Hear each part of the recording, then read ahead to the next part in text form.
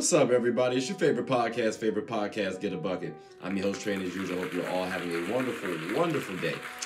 Again, as I stated on my last episode, I will be talking more about women's sports, women basketball specifically, and have to, because it's National Women's Month, and International Women's Day was last week, so just want to give a little tribute out there to all the women in sports specifically, and just give you a little talk about basketball on the WNBA side. Spread you a little WNBA cheer.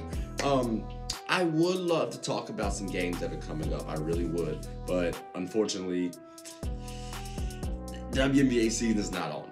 It's the NBA season, so I'm gonna give you a couple of the games of the week. So with that being said, let's go on and get started right on into it.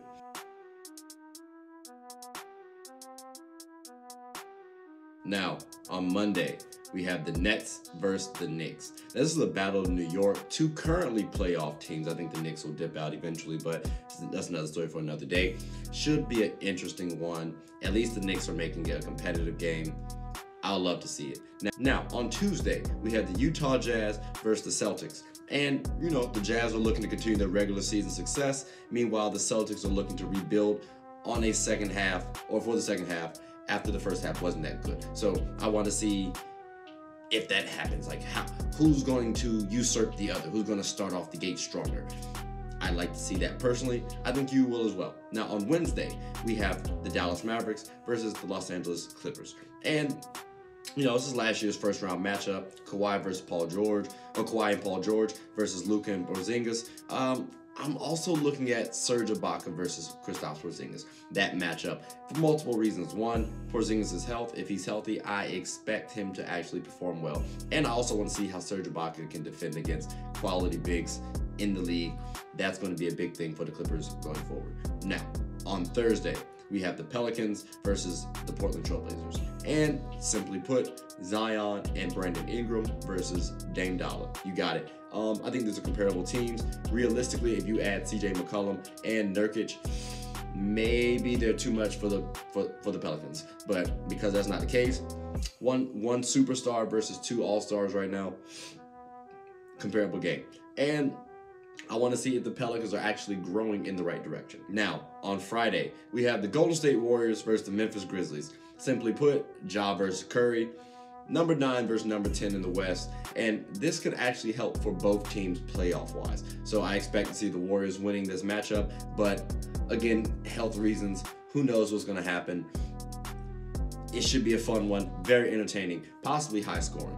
Now on Saturday, we have the Hawks versus the Lakers. We have Trae Young versus LeBron James. And Trae Young, I actually expect the Hawks to make the playoffs this season. So I would like to see Trae Young go off against a Lakers team that boasts quality defenders to guard him. And he's their main scorer, main playmaker.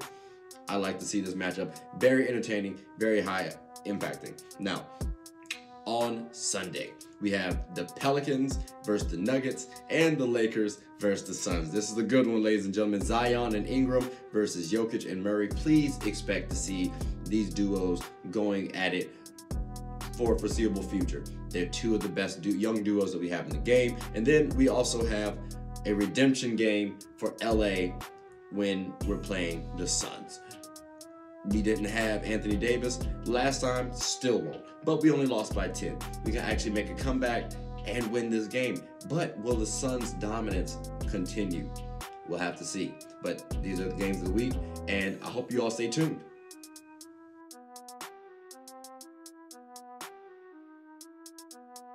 Motivational Monday post, ladies and gentlemen. Who am I going to talk to y'all about? Well, as you can see on the screen, Sheryl Swoopes. And what does she say?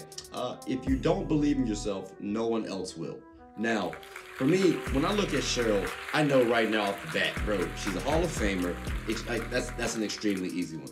First player to be signed by the WNBA. 3-time MVP, 3-time Olympic gold medalist.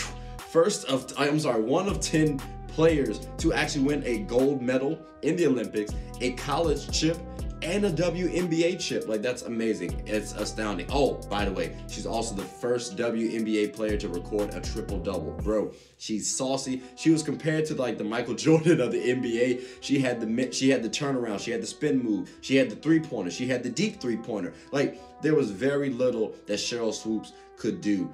Shout out to Sheryl Swoopes. And again, with her statement, if you don't believe in yourself, no one else will. That's accurate. You gotta have that you gotta have that confidence. Not cockiness, there's a thin line, but confidence. And that's what she's speaking towards here. So I had to make sure I said that to you guys, because that was big for me too. That was big for me too. So believe in yourself, ladies and gentlemen. Believe in yourself. Cheryl says it.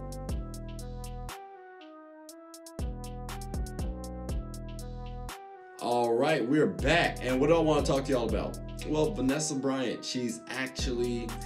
Okay, I'll say this. She's won a court case against the LAPD in which they have to now name, well, part of it is, at least part of the winning is that they have to name the detectives who leaked the photos of the helicopter crash, right? That's part of it. There's obviously a lot of other stuff, but I just want to focus on this part for right now. Because when I first saw the story, I'm like, okay, maybe Vanessa's like going a little bit over, maybe she's doing a little bit too much, right? Like, I didn't know the entire story. So I decided to look and see, okay, what pictures were leaked? So I immediately go to Google thinking something's about to pop up. Nothing popped up at all. The pictures I saw, they weren't gruesome, they weren't egregious, like there was nothing I saw. So I'm like, well, you know what, Trey? Maybe they're also not on Google. Like the pictures were deleted. So if the pictures were deleted, but yet we're taking apparently 25 to 100 of them and texting other detectives these pictures, okay, that's a little bit much. Like that's a little bit much here, kid. Like, we've seen enough SVU to realize you should not be taking pictures and sending them to other people like that. Like that, and again, SVU is a TV show. So we know in real life you have to preserve the crime scenes. You have to do things in proper protocol. And this doesn't sound like something that was done in proper protocol. But yet we want to hide the names of people who didn't follow protocol. I hate to make this a race thing, but if this was a black person, they would have been outed already. So for me, again, I had to look at the information, and when I'm talking about leaking this information, and then the police not really knowing or forming their own investigation too much about this, and then when you think about the LAPD being involved, it's like, we know the LAPD's history, like the Rampart scandal, you know, where they even in connection with Biggie.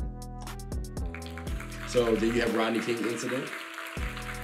Just saying, the LAPD has been corrupt for quite some time. So I would look into this, and I'm glad that Vanessa Bryant actually did, and again won the court case. This will help out hopefully the other families as well that were affected for this helicopter crash, and maybe justice will be served. Hopefully it is, but I'll be staying. I'll be waiting for this story, and I'll be waiting for at least the names to drop. I get why you want to hide the names, but it's important. Like, it's important to know who might have messed up in these type of moments. This is a high-profile case. Not trying to say like this case outweighs other cases, but let's not get it twisted. A lot of eyes are going to be on this one, so it does have a little. You might want to handle this with a little bit more care than the average case. And even in average cases, you want to treat it better than what we did here. So again, people, I'm glad Vanessa Bryant won. I hope a lot of positivity comes out of this for the families that were affected, and I hope justice is served.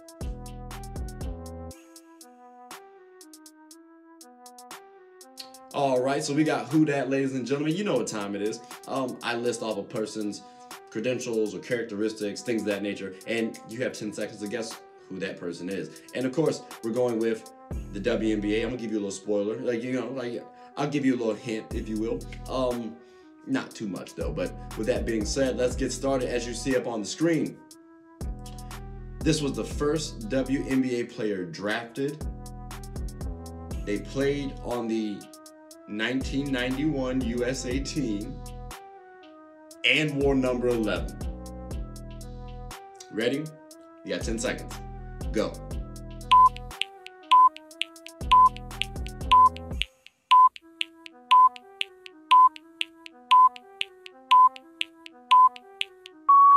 right, I hope you got it. The answer was Dina Head. That's right. That's right, ladies and gentlemen. Dina Head. I hope you guys got it.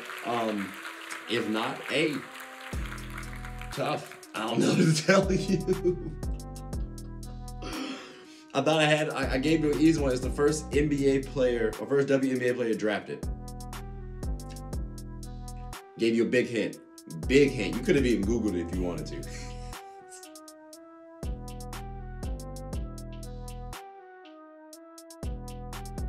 All right, we got Wacky Wednesday, and what I want to talk to y'all about, obviously, is going to stay women in sports related. So I had to bring up love and basketball. I should have worn a hat. I know what you're saying. I should have worn a hat. That was going to be too much black on black, though. I wanted to have, Black Lives Matter, but keep it with the shirt. You know what time it is. Anyways, so in basketball, every man and woman who's played knows what I'm talking about. When men play against women at an early age, women can actually get the better of them with ease. Like that. Typically, they're stronger. You might even have more skill. Like, that's just the way it is. That's just the way it goes. So, again, in this scene of love and basketball, very funny because it's quite accurate. Let's take a look at the clip.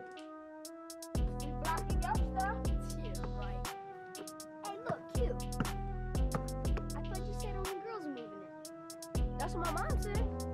Hope you can ball. Bet he's a scrub like Kelvin. Shut up. Hey. Can I play? No. You nice? Yeah, I'm nice. Alright. You and Kelvin against me and Jamal. Oh man, he is a girl. Hey, girls can't play no ball. Ball better than you. Oops, got one. Call her dribble too much, bro. Why you think they call me ankle bully? That's because I'm breaking your ankles, boy. Hey. What a dog. Nuh-uh. She can only hear dog whistles. Check.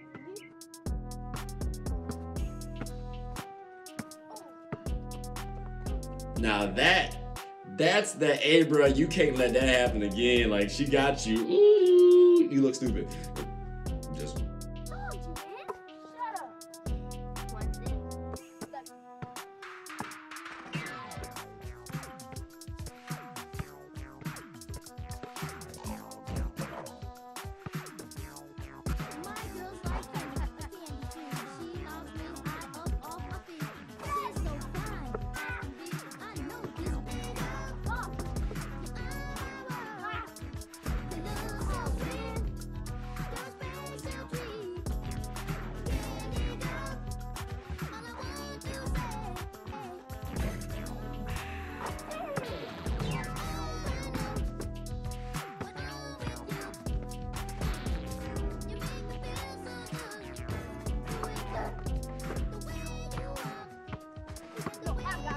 All right, so at this moment, it's serious. All fun and games is out the window because she has been dogging your team the entire time. This is dangerous territory, people. Like, you're the best player on the court amongst your boys, but yet her team is about to win and she has the worst player on the court overall with her. Oh yeah, now you gotta look in his head. Oh, you've been guard, like my boy's been guarding against you. Like, no. I'm guarding you now. He's trash, so you've been getting off light. I'm about to hand you this quick L. That's his mindset going into this, and I love it. Let's look at the last scene. Told you I was nice. I'm gonna be the first girl in the NBA. No, I'm gonna be in the NBA. You're gonna be my cheerleader. Real quick, I just want to say that is a slight foul. It's basketball, so we might let it pass. But that push off was a slight foul. Let's keep going. So right here, the phrase "anything you can do, I can do better" comes to mind. Because, hey, she pushed him, he pushed her. It's all fair and game in love and war, right? Well, it's all fair and games in love and basketball.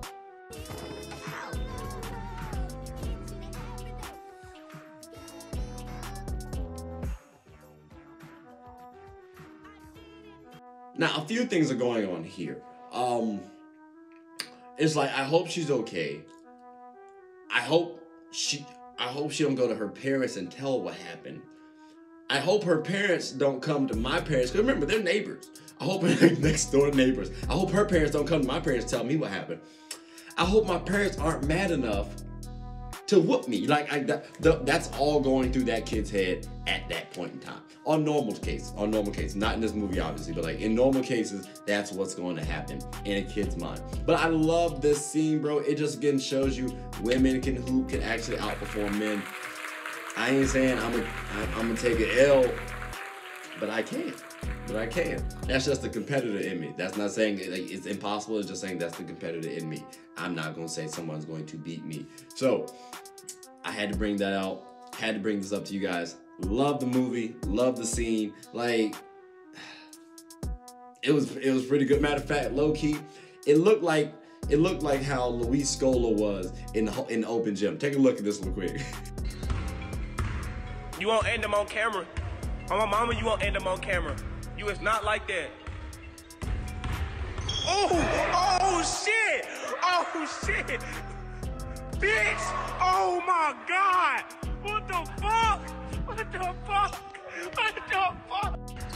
Bruh, there's just some moments where you gotta leave the gym. That's not actually Luis Scola, obviously. I just wanted to throw that out there. But ooh. Stared at him for a few seconds. My goodness. I lost my train of thought, man. Y'all remember Wesley Johnson when he fell off of James Harden's cross? Similar thing. Sometimes you just gotta laugh it off and leave the court, bro.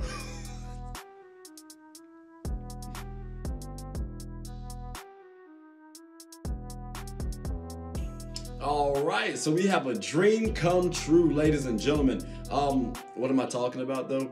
Well, Renee Montgomery, she actually, former WNBA player, Connecticut, the dream, we got you. She's now an owner. That's right, the first WNBA, or at least former WNBA player, to become an owner in WNBA. Like that's astonishing. Shout out to you, Renee. Tip my cap off to you. I'm not gonna do that. The hair's a little messed up, but tip my cap off to you, because that's we're putting you in the ranks of Jordan now in that regard, because Jordan was the first NBA player to become an owner. And funny enough, I actually made a post about Renee, because she did a wonderful job on Renee on MJ's daughter. And so I thought it was funny how she now became the first female owner from the WNBA, just the way Jordan did for the NBA. And it's like she also interviewed him. It's just funny how things go around the circle, right? But it's really big for me. This story is really big for me because one, we got the team sold from Kelly Loeffler, who has been accused. I'm not gonna say she's a racist. I don't know her or anything. That's not the vibe that I'm trying to give. But she did kind of state a couple of things negatively about the BLM movement, and then she wasn't rocking with it. Long story short, right? In fact, she even stated the Black Lives Movement is based on Marxist principles and is a radical movement that seeks to destroy American principles. She also stated that she wants to have the American flag sewn on the jerseys during the Wubble. I don't agree with either. But that's another story for another day on the first part. But the American flag thing as well, we can go into that in depth another time. That's not what I want to talk about. But let's just give you a little context on who she is. She's also apparently taken a picture with a Ku Klux Klan member in Charles Dole's, and cool, got you. So now we've removed that from the dream and inserted Renee Montgomery. Now she also has Larry Gottsteiner and Suzanne Abert. I apologize if I messed up anybody's names. But that's who we're bringing in, okay? And Larry, he's the chairman of a real estate agency in Northland. He's a chairman in a real estate firm in Northland, and Susan is the Northern president of that same company. So what I'm reading is we have two quality sources in the business side, and then we have a quality SME, subject matter expert, in the WNBA, in Renee Montgomery. and you're combining all of those together to form one beautiful organization. Like, I expect a lot going forward for the Atlanta team. Whether it's equality, whether it's more players coming over, whether it's making the better decisions going forward for the teammates and the team overall. I expect a lot out of the Atlanta Dream. Now, I'm still going to be a Sparks fan, don't get it twisted. I'm not jumping ship, but I'm looking forward to seeing what the Atlanta Dream do. Okay, like they actually made some strides. They turned the page. This is kind of like the Clippers, and when they let go of Steve Ballmer, boom. This is very similar to me.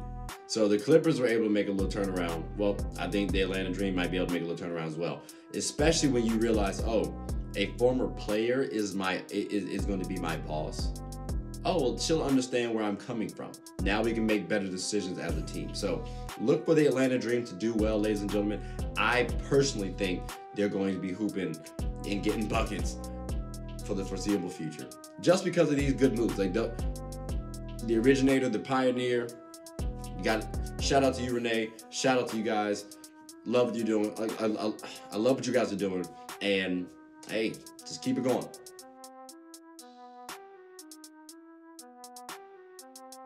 All right, so we got Throwback Thursdays, and I want to talk to y'all about, well, my Sparks. I had to bring up my Sparks a little bit, right? So we have Penny Toller and Lisa Leslie. They were the first in WNBA's history to score and get an assist. And dunk the ball. Fascinating, right? The first person to score ever was Penny Toller, and the first person to dunk ever was Lisa Leslie in the WNBA. So, dude, I love the fact that this came from the Sparks team. Like, the Sparks team owns these. That's amazing to me. That means that you can never not talk about the Sparks, ever. Like, for example, with Lisa Leslie, right? We all know that this happened on July 30th, 2002. It was against the Miami Soul. Yes, the Miami Soul don't exist anymore, but it was still against them. Who cares? That's when she became the first woman to dunk ever. She defends at the three-point line, leaks out afterwards because it was a miss. We get the rebound, long outlet to open Lisa Leslie, who basically just does a casual dunk. Like, it wasn't like a powerful layup. No, it was a dunk. And the crowd goes crazy. We all love it. Easy enough. Now, with Penny Toller, hers was on June 21st, 1997. It was against the New York Liberty. We actually had a right side baseline mid-range jump shot. It was contested, but it didn't matter. That thing was butter, baby, wet to all degree. Like, I'm talking about, she got herself a quality bucket.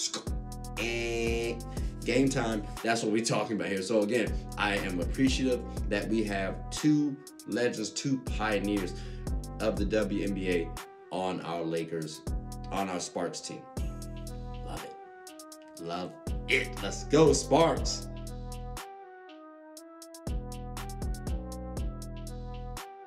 All right, so Fun Fact Friday, ladies and gentlemen. What I want to talk to y'all about, the first ever WNBA draft. It was in 1997, and it actually was broken up into three parts. You had the initial player allocation draft, you had the elite level draft, and you had the college level draft. Now, the initial allocation player is simply taking two players, one guard or wing, and then one forward or big, and allocating them to your team. So, for example, on the Sparks, we actually got Lisa Leslie and Penny Toller. We mentioned them earlier. Let's not get too much into it. Now, at the elite level, we have like a Dina Head, for example.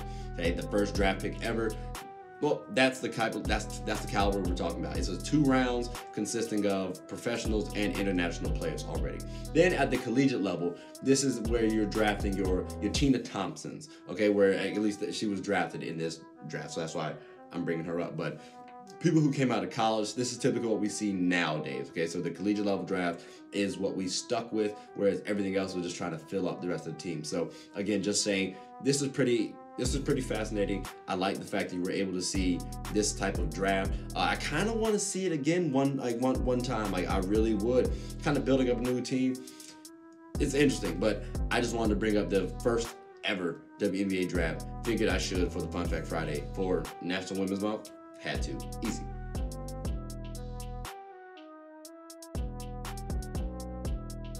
All right, so now I want to talk to y'all about the 2021 Hall of Fame class. It's a class of 14, and of those 14, we have 4 influential women, and they've actually been pretty influential. So with that being said, as you can see on the screen, we're going to start off with Lauren Jackson, and then move all the way down to Yolanda Griffith, followed by Marianne Stanley, and then rounding it off with Lita Andrews. Now, who are all of these women? Well, if you've been following the page, I actually made a post about Lauren Jackson earlier. But Lauren Jackson, 2-time champ, finals MVP, 3-time MVP, defensive player of the year, 7-time All-Star, and she was considered a top 20 player in the history of the game in 2016. So to me, that lets you know quality player. She reminded me of Elena Delle Donne. Oh, I'm sorry, Elena Delle Donne reminds me of her because she's a big who can stretch the floor, hit you in the post, and she was decent on the interior when it comes to defense. So I like her a lot.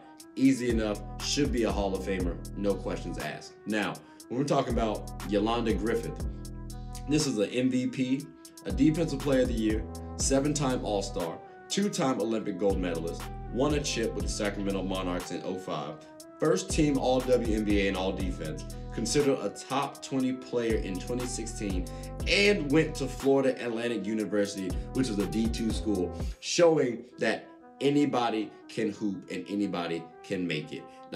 Especially if you put in the work. So her resume speaks for itself without question. She definitely deserves to be in the Hall of Fame. With the credentials that she has, easy. Now, Marianne Stanley. Oh, who is this? Well, this was a coach, and she actually coached at both the professional and collegiate level for over 40 years. That's ridiculous. She coached ODU, Old Dominion University, down in the 757, representing, to a chip in 1985. And she got 3 finals. She got the 3 Final Fours, and she won the Women's NIT Championship in 78 with consecutive AIAW National Championships in 79 and 80. She was also the Mystics Coach of the Year in 02. So, quality coach. Again, the time span that she covered easily throws her into the Hall of Fame, especially with her success that she's done. I hope she doesn't get slighted. I can understand why someone would try to, but I personally think she actually deserves to get into the Hall of Fame just because, again, the time span that she covered, the success that she had, you should easily throw her in there. But if someone wants to try to make the case, why not? I would listen, just wouldn't agree. And then Lita Andrews. Well, who's Lita Andrews? She's the all-time winningest coach, male or female. That alone tells me she deserves it easily. She's coached for over 50 years, bro. A state champ, 16 state Final Fours appearances, the head coach of McDonald's All-Star Game in 2004, and she was the Coach of the Year in 2007. She also won the Morgan Wotton Lifetime Achievement Award in 2007, and shows you which shows you that you dedicate your life to the high school game and you make a positive impact on the team, the communities, things like that whole dynamic. That's what the Morgan Wotton Award means. So the fact that she won that, and on top of that, she's in the High School Hall of Fame and was inducted in 1995, and the Women's Basketball Hall of Fame in 2010. So it just goes to show you she is already a Hall of Famer. Easily should be swooped into the Hall of Fame this year. Easily. So if these 4 women are not inducted into the Hall of Fame, terrible on our part. Very terrible. They all deserve it. No brainer. Again, I listed off the credentials they had. You can't make an argument that they shouldn't be in there, to be honest with you. So if they're not in there, it's a disappointment and a disservice to the women.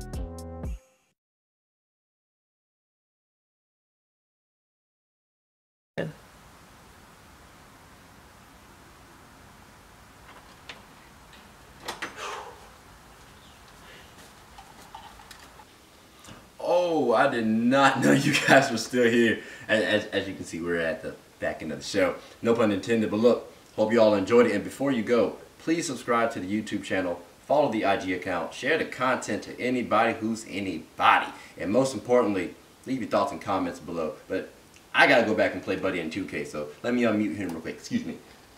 Hey boss, I'm back. Nah, you better catch this word. You know we get buckets around here, cut.